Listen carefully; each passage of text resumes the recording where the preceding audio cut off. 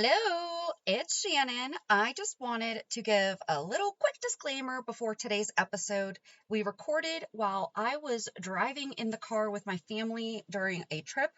We've actually never recorded this way before. Usually when I'm traveling, I am at least stationary in a hotel. So sometimes the conversation got a little bit broken up.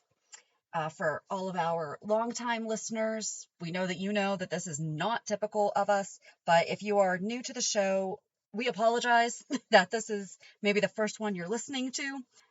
The recording is usually better, but as I said, we've never recorded with me driving in the car before, and hey, there's a first time for everything, and we are dedicated to bringing you the recap each week, and so that's what we had to do.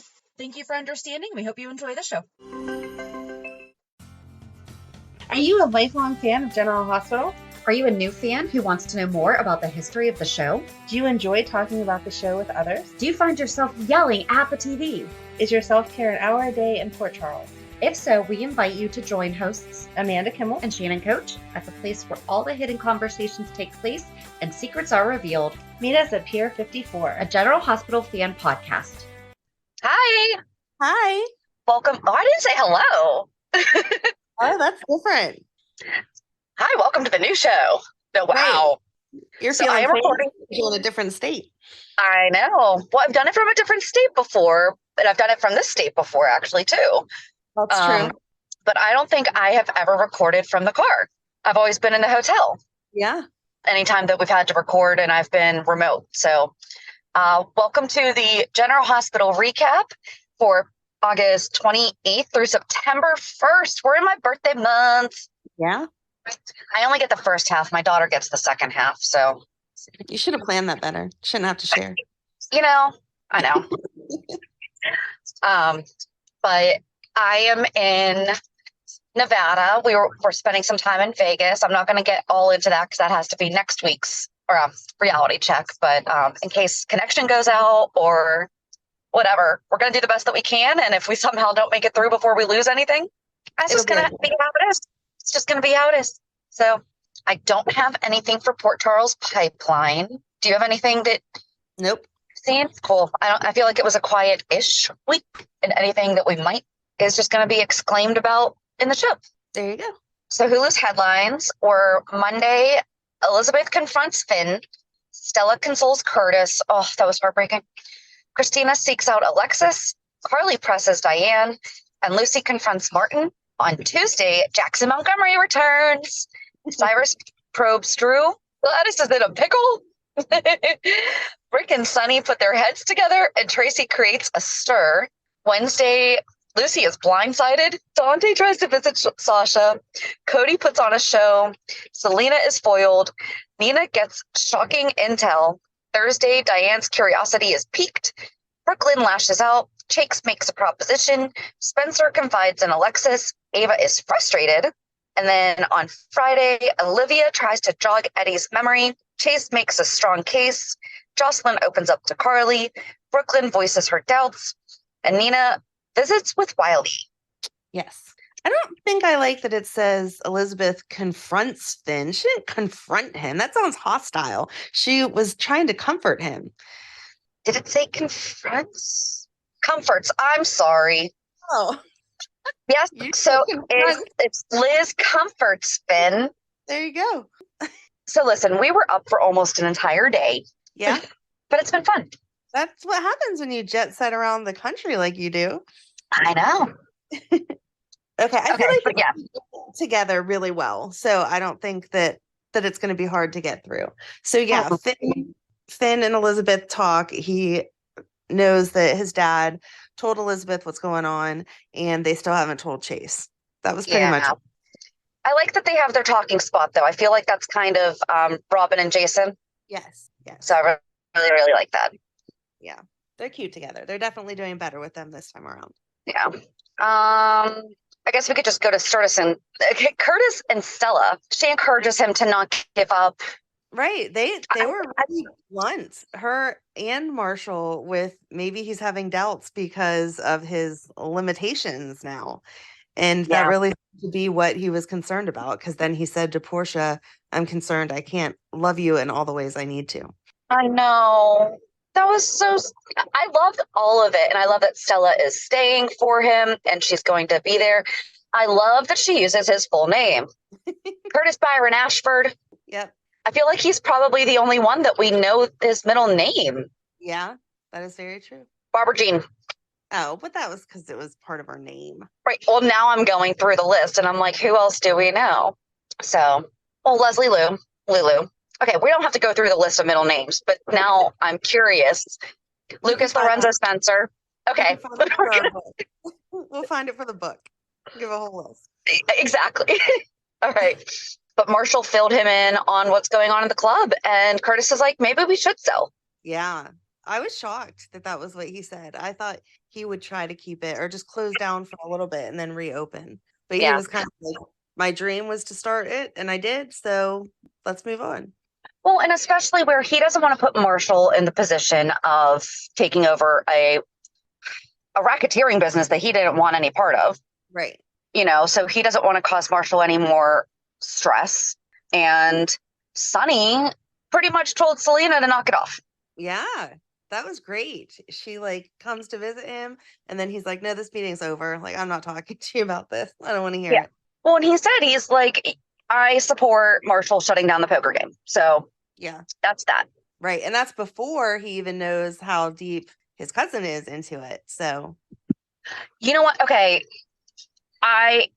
Did you like Nina this week for the most part? For the most part, yes. I think that this week was very, very good with Nina because so Gladys goes to Nina and tells her that she needs help paying for Sasha's bills. And she's like, wait a second, why aren't you going to Sonny just like you said last week? Yep. And she's like, all the normal questions, like, wouldn't you just take money out of her account? But the fact that her assets are frozen makes sense. And then there's definitely more information that I need. Well, she even said, she's like, and you wouldn't have received the bill yet. And I'm like, that's but then she came clean about her gambling. And she said that she's going to Gamblers Anonymous. So I was very proud of her for that, if it's true. I hope it is. And she seems to be concerned about the over-medicating. Mm-hmm. I thought that nurse was going to walk in as he was doing it because she said, I'm going to go get you something for your headache and I'll be right back. And I thought she was going to walk in as he was injecting her. So is he going to kill her now? Like, is that where we're going? She's going to wind up dead? Yeah. If Gladys fired? Yeah. Yeah. I don't know. Offer $50,000. Like, come on. Right. This is not a Klondike bar. It's not what would you do for a Klondike bar. What would you do for $50,000? You're going to heavily medicate and seriously ruin that girl's life for no reason. She didn't even do anything to him. Exactly. That's how much Martin gets in alimony. Like a drop in the bucket. Right. Come on. Right. But he could be like one of those, how they have those nurses that are the angels of death. Well, I think doctors can be too. Yeah. Where they get the God complex and they're like, oh, how much can I change a person? Right. But I don't know why you would do that with someone that was perfectly fine. Exactly. And never did anything to him, at least. Oh, no, it's Sasha. She's never really, the only person that she really did anything bad to was Nina, and Nina adores her now. So exactly. So no, Nina did very well this week of getting all the information, and I was impressed that Gladys came to her with everything and was like, okay, no, listen, I have to tell you, she's going to get really hurt or die if we don't give this money to this guy.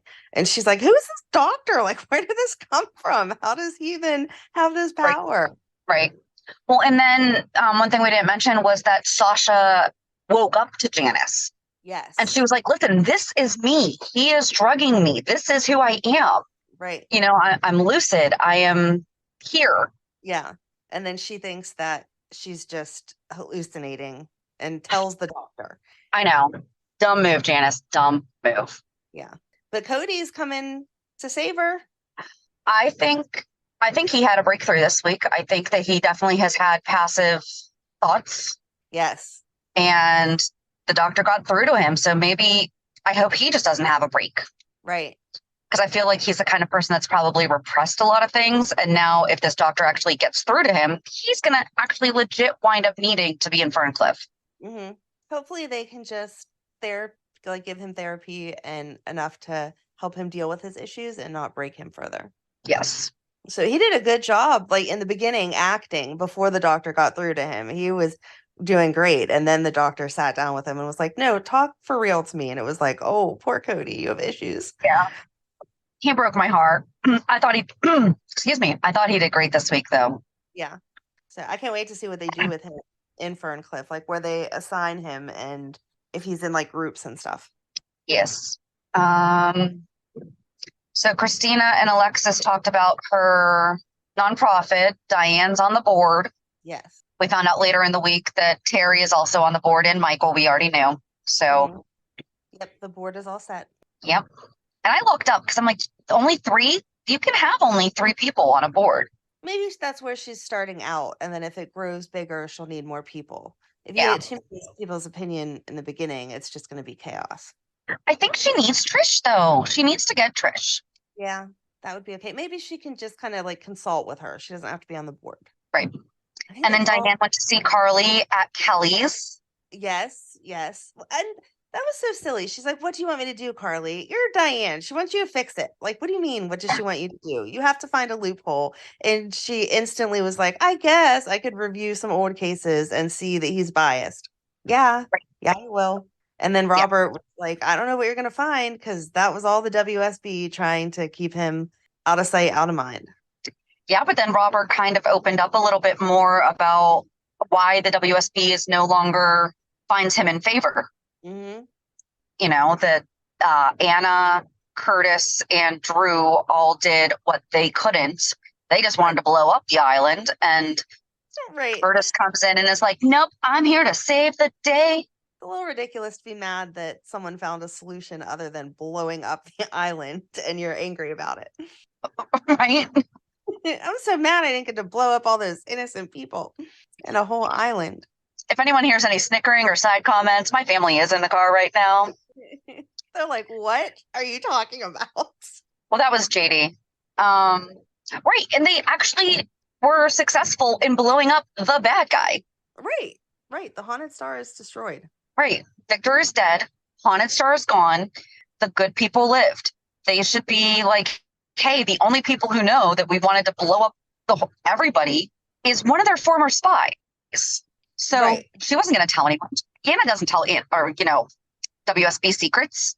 No, she doesn't. And even if she did, we've already proven that she's untrustworthy. So you can just turn around and say, no, she's lying. And there would be no problem with that. So the question is, because I feel like we're getting there, we're going to find out who is now running the WSB. Yes. I kind of might be on my husband's side with Faison might not be dead, even though his brain's in a jar on someone's desk. No. Wouldn't that be something? He cannot run the WSB. He's too evil and twisted. I can't even imagine. No. But he is the one that would want Anna dead, that's for sure. I still think it's Alex, and I definitely feel like we can roll Valentin out on arson. Yes. But that was part of the conversation this week with Anna and Robert, and she's like, "I'm not sure what he's doing. Can you help me figure it out?" And then Valentin walks in, and Robert's like, "I'm out. Not sitting here with you. See ya." I really don't think. They just need to prove it. Right. But I really don't think that he did it. No. I was mad for that week that he could be doing that to him. Right. But then they did have him meeting with Martin, and it's like, what are you two doing? Right. This is going to intertwine. If they don't figure out a way to make it all intertwine and it's all separate things, that's going to be annoying. Yeah, definitely. Like this has to all be one big thing. Right. I want to know how Martin is involved with all the Deceptor stuff, because Tracy can't be his ex-wife. So where is that money coming? I don't know. I thought it was going to be whoever Martin's ex-wife is had a legitimate claim to the Deceptor. I didn't think it was just going to be Tracy making everything up. I thought she was giving that information to her friend that had a legitimate claim. Right. I have a feeling that it's someone who just knew Tracy's power, and maybe they have something that they're blackmailing Tracy with into doing their bidding. Okay. That's just kind of what I'm guessing. Yeah. Because it can't be Tracy. Not for nothing. Tracy has never seemed to care about the beauty industry. Right. You know, and we cannot have a Pickle Lila part 2. No, absolutely. The Deceptor version. Right. You know, no. I'm waiting for Brook Lynn to come clean and be like, no, she has that information because I stole it because she blackmailed me, and then take that responsibility. Yeah. But then she did nothing wrong. It's fine. I'm like, that's not fine. I was so proud of Brook Lynn for standing up to herself. Leo being so cute, worrying about her. That was adorable. He's like, "Do you need a hug?" But I really like how they're doing all of that because, Brook Lynn's the best with Leo. Mm-hmm. And then, later on so Brook Lynn basically tore Tracy a new one. Right. And Tracy was like, "You deserved it." And then Olivia, okay, she is the new Lila, right? Yes, absolutely. She is. And then she even said, "It's my house." And so I think that is definitely foreshadowing because Tracy's like, "No, it's Monica's house, which Alan gave her, which is the biggest mistake ever." Blah, blah, blah, blah, blah. Right. Yeah, Tracy needs to get over some stuff because she's all about that with Monica and Alan.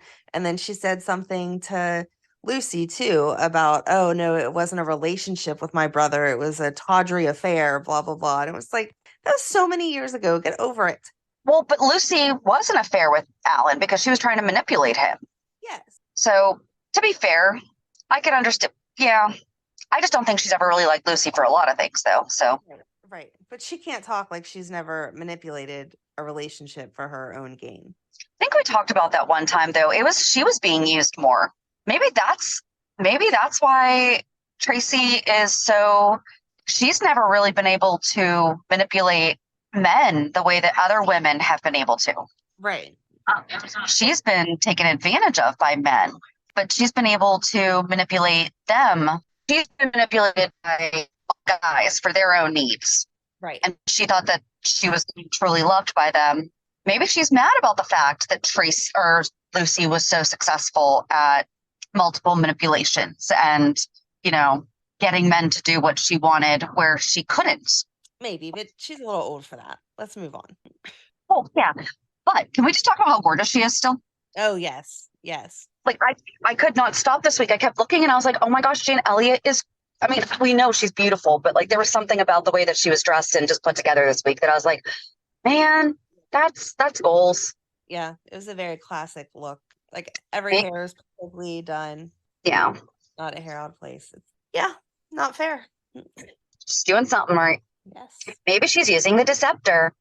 Oh, but so they went to court and the attorney that is representing deception was Angela on American Housewife. Oh, yeah. It was driving me crazy. And finally I had to Google it. I'm glad that you did because I kept looking at her like, I know you, but I don't know how I know you. Yep. Yeah. There was something that she did later on, and I was like, I think that might be her. And then yeah. But Tracy wants 75% of deception, and it's going to take the court 6 months. That's such BS. Like, come on. Yeah. The company's going to be down the drain by then. Okay, this next section cut out for a little bit. We switched topics and we're discussing how Martin and Lucy were talking at the MetroCourt pool about how court went and beginning to discuss him keeping his alimony from her. Talk, and she's like, I'm more upset about that. And he's like, do you want me to give it up?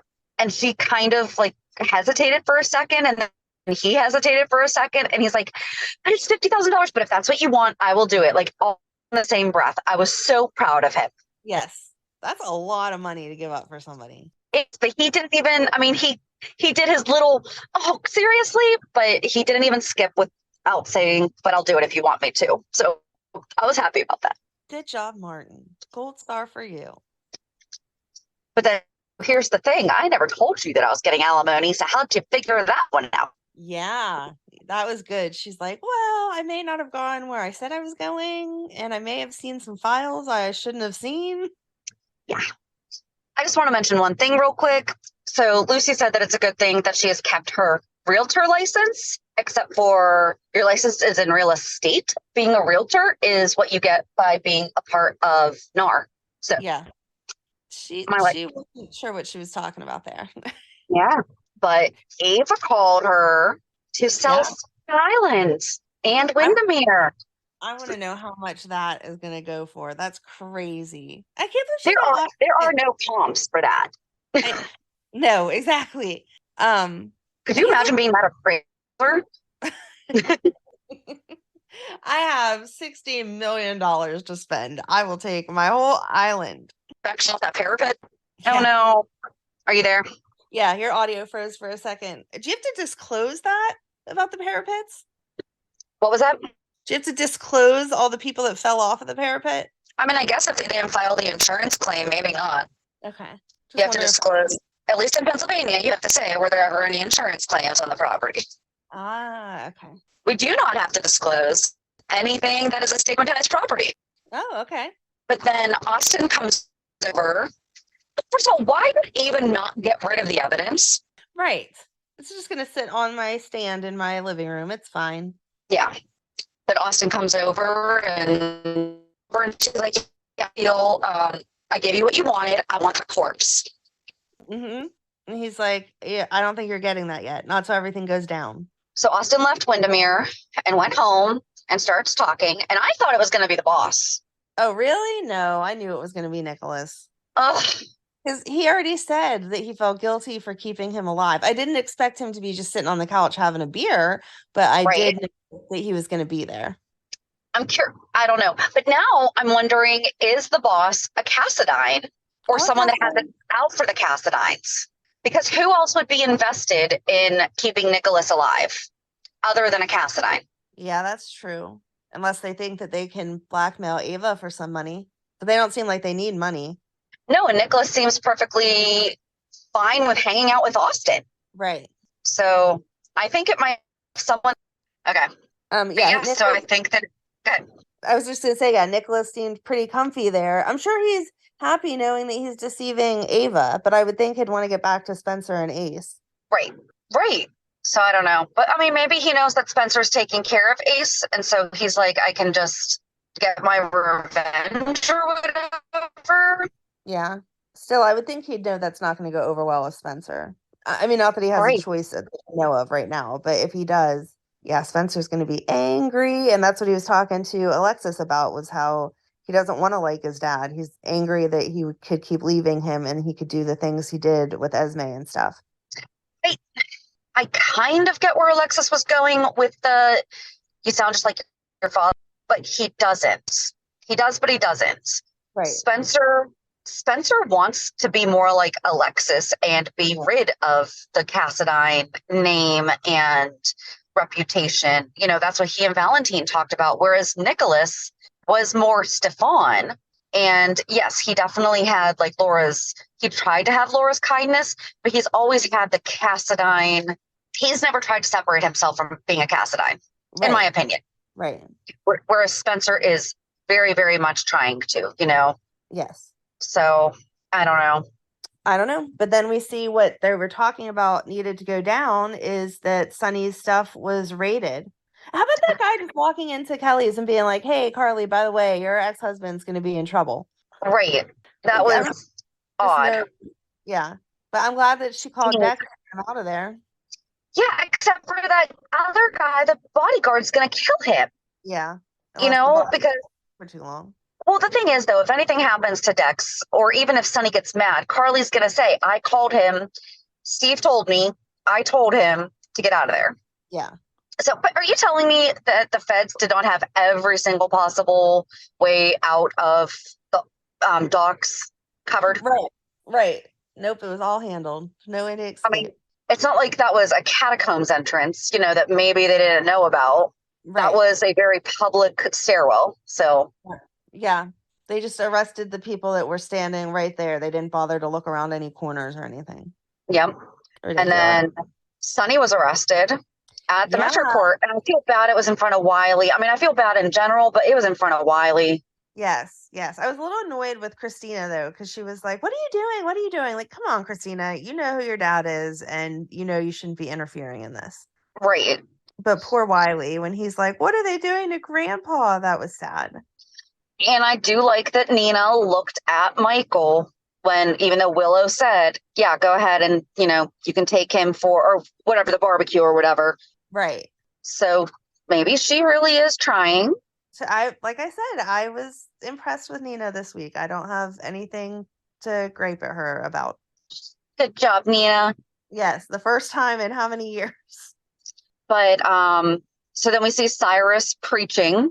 Yes. I think that the warden is the boss. And I think that Cyrus has been manipulated, brainwashed, maybe. I don't think that he's the leader. I think that maybe he was seeking and she saw that and took it and ran with it. You just will not admit that he's a bad guy. He was manipulated. You're crazy. No, but that happens in cults. Is that, the leader finds the weak people, and think about it. He has severe mom issues. He does. So, And I'm not disagreeing with you that she could be the head of it, because that definitely makes sense. And she was like shady the way she was talking. But I still do not think that he was manipulated into being part of it. I think he probably volunteered because he's a slime ball.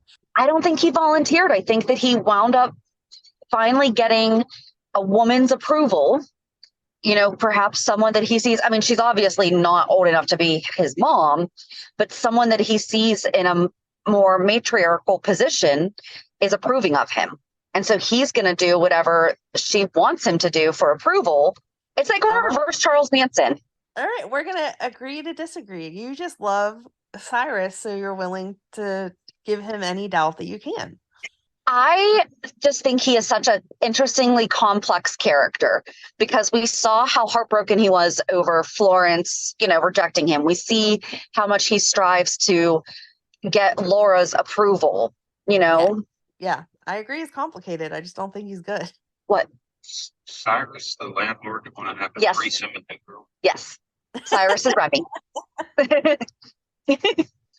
And he got his hair cut, and that's what I said last week. Now he looks like Remy. It's not that I just don't want it to be as simple as Cyrus is still bad. Okay. I guess we'll watch and find out. And then, I did like that Carly told Joss and reminded exes exactly who he is when you started dating him, and you cannot change that. She said she didn't want to change it, so Carly was getting ahead of herself. She does, though. She literally does, though, all the time. I agree, but she does not see it. No, I don't want him to change. I just don't want him to do what he's doing. That'd be changing. Ding, ding, ding, ding, ding. That would be changing. Yeah. What else? I don't feel like there's very much left. Lulu or Maxie took the kids to see Lulu's house, and that was cute. Yes. Georgie was like, "This is Aunt Lulu's house. Why are we here?" Yeah. Then they got excited about having their own rooms and all that kind of stuff. So. And I like that Georgie said, it's weird. Like, do you think that she'd be okay with this? And she and Maxie had a really good talk. And then Maxie had to turn around and talk to her mom. I was like, I just feel weird being in Lulu's house. But, I do think that she would want it to be loved and lived in. And didn't the lawsuit happen after she was... What did she say? She said something about how she was starting to get her finances in order, and then the lawsuit happened. She decided that she was going to rent Lulu's house before the lawsuit, right? Yes, she did. Okay, so that was a switcheroo. Maybe they're trying to make it sound like she was on the fence between renting and buying, and this pushed her into she definitely has to rent right now. But yeah, it was already decided when she talked to Sam that she was going to rent Lulu's house. Yeah, and that was before all this. So, but I like that when Felicia was telling her how proud she is of her and all that stuff, and she's like, "Hey, I'm proud of you too. You're going to be a volunteer at General Hospital. Maybe you'll be better than I was." Hey, yes, that was great. That was great. Just don't go handing drugs out to people to keep them in a relationship with you, Felicia, and you got this. And don't use handcuffs in the supply closet with your boyfriend or husband or chief of detectives husband. Yeah.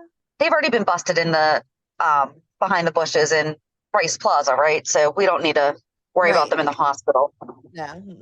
And then Brook Lynn reaches out to Chase and is like, "I need you. Everything's horrible." And he asks her to move in with him. Yeah. I was shocked that she was so against it. And he just kept trying to convince her, like, no, every time that we lived together, it was fine, even though it was under false pretenses. Let's try it for real this time.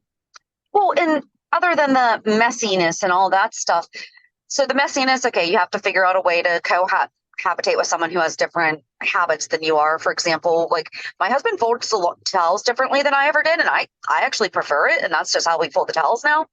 Yeah, exactly. If someone's going to do the chore, it doesn't matter how it gets done as long as the end result is the same. As long as it's done correctly. Let's just get that. As long as it's done correct. But all the horrible things that she was talking about, like, those are all reasons that he should just not be with her, not just not live with her. Like, if he truly believed all the things that she was saying, Yes. or if she truly is all those things, those are all legit reasons for him to not even be with her, let alone live with her. So I'm glad that he was like, I know all that about you, and you're not as bad as you think you are. Right. I love you anyway. Yes. But then she starts coughing. Are we going to have something happen to her? Because he's like, I know you have to take care of your throat. We've never seen her struggling with this. No. In the past 3 years. Right. And all of a sudden, oh no. Yeah. So who knows? I guess that's going to be coming up. Right. Oh. Betty is apparently in Mexico. Oh, yeah. Yeah. She's taking a vacation. Yes. I have a feeling it is a permanent vacation. Right. Right. Accompanied by some beautiful cinder block ankle bracelets. Exclusive to the resorts that Sonny has a hand in. Yes. And Robert told Diane he got a new car. Yeah. And he kept asked her if she wants to go for a ride. If that would be okay with Chris. And she's like, Chris, my girlfriend. Yep. That was cute. I loved it. Yeah. I just love how sly she is. Like, he doesn't even know she's manipulating him. And she's got, like, she is. He's getting smitten.